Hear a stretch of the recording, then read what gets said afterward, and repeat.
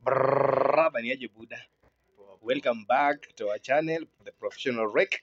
We are here na jamaa anaitwa Maxwell, one of our guys hapa kwa job, but leo tuko naye hapa studio, tunataka tuongelee about surface preparation. Yani inamaanisha kwamba kabla uanze kazi yako ya painting, kabla upake rangi yako, rangi ziko very expensive, na one of the things that you need to remember is that kabla upake rangi lazima ufanye nini?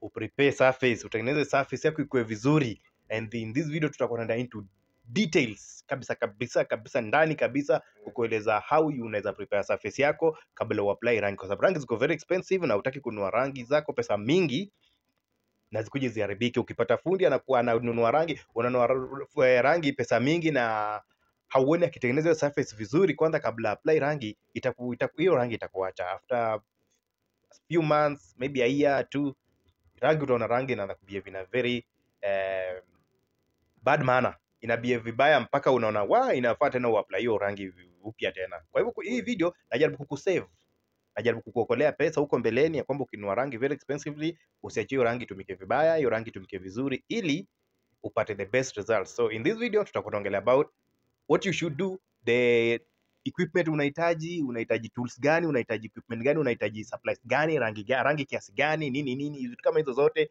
na the way unaweza enda hiyo process ya kutengeneza surface mpaka ikuwe suitable to apply paint for the best results. All right, keep it here till the end. Welcome.